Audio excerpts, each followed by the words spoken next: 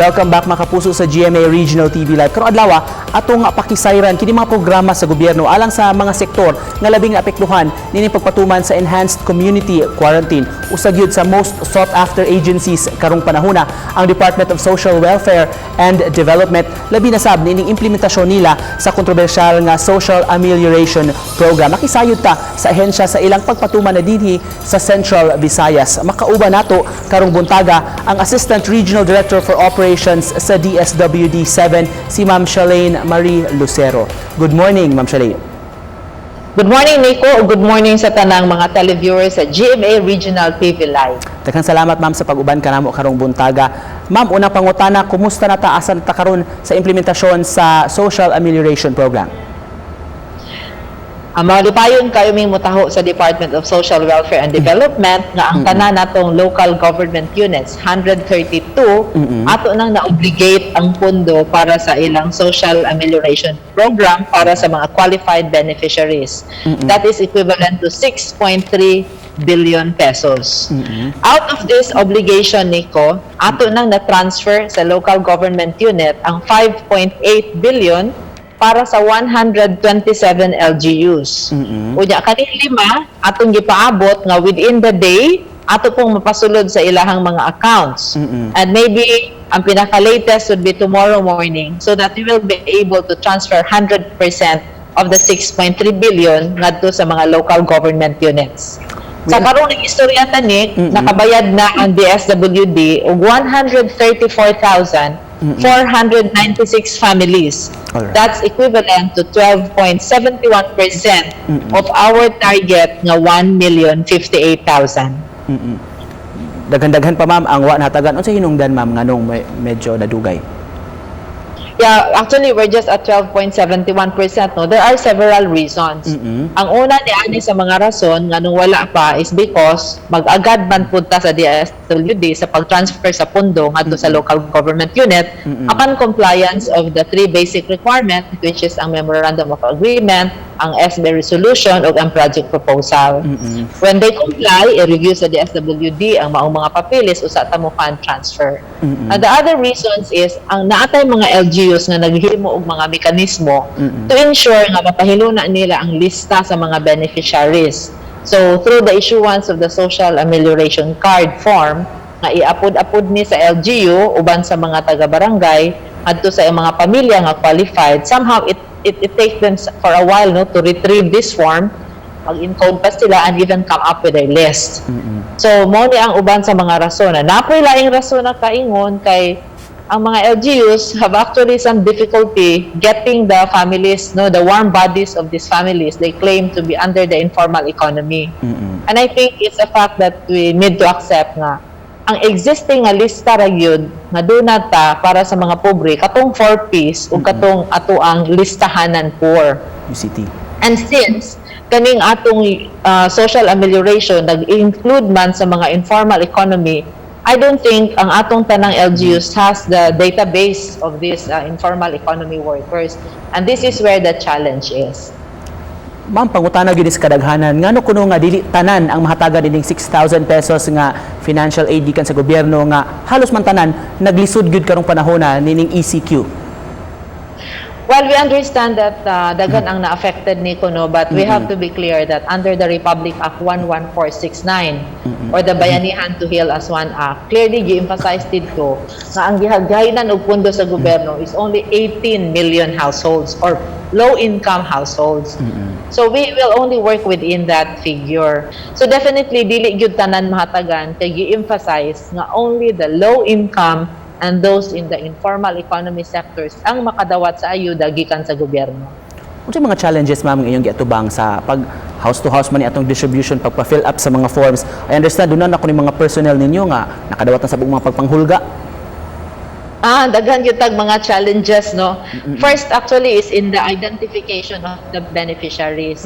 Kasi ako nang giingon sa unahan, doon natay lista sa UCT listahanan, but that only constitutes 282,000 of the entire poor household population.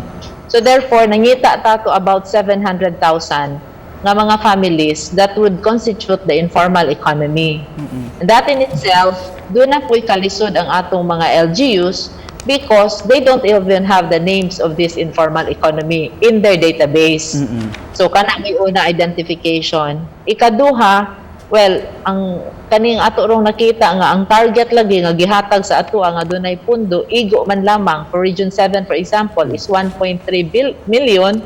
So we will only work within that budget or within that target. Ikatulo, dunay mga kaning sa distribution sa SAC forms, no?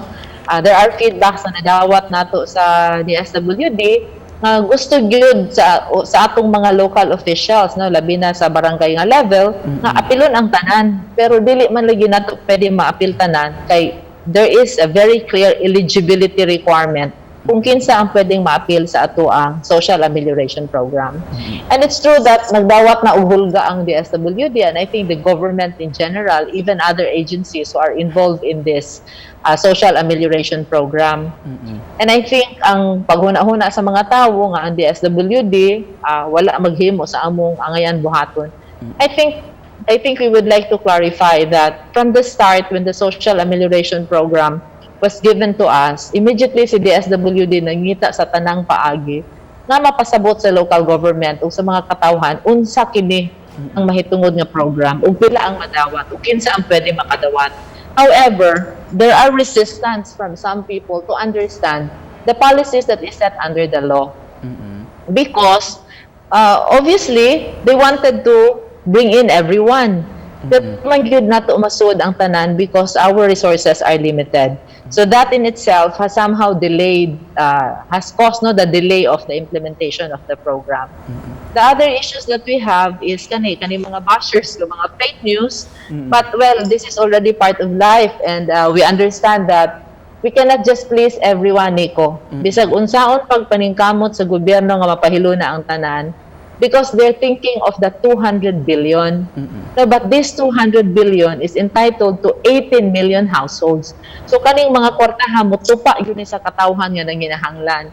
And we have clearly said that those who are maayo pagkahimtang, doon na pa'y kakayahan, labi na ang mga nanrabaho sa gobyerno o doon ay regular nga sweldo, they have to understand that tinuod kitang tanan na affected, but it's just that dili kitang tanan pwedeng mudawat sa 6,000 pesos. ARD, in the event nga ma-extend pa ning ECQ period, sufficient ba ang gidaghanon sa itong mga food packs? What is important is gipaningkamutan namo nga naa dyo stocks available so that kung magkinahanglan naami ikatunon, and then we have funds as part of our standby funds. And I think it's important to note that there are also kind-hearted people in Cebu and even in Visayas, the whole of Visayas and the entire country.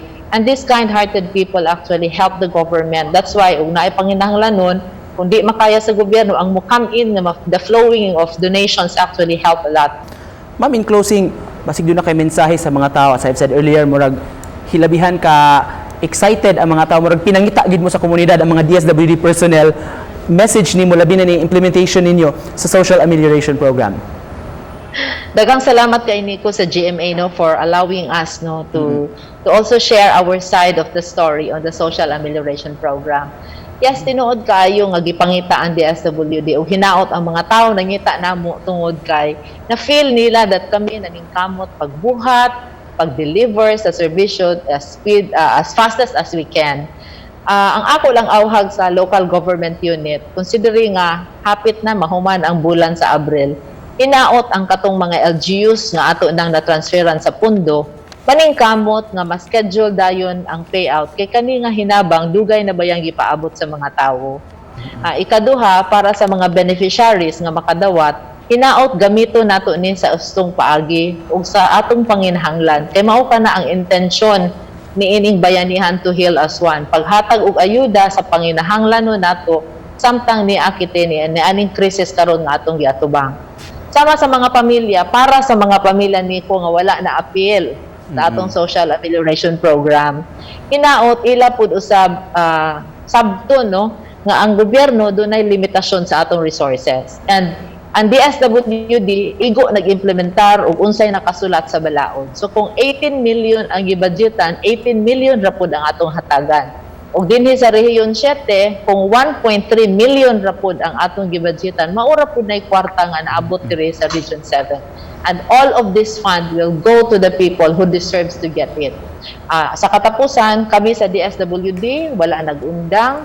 In fact, ang among mga kauban nga nasa field, including Saturdays and Sundays and in the evening, we continue to do our job. We try our best. Hinaot inyong masabtan nga dili sad perfect ang among system, but we are giving our all so that mapahilo na ang paghatag og assistance sa tanang nanginahanglan.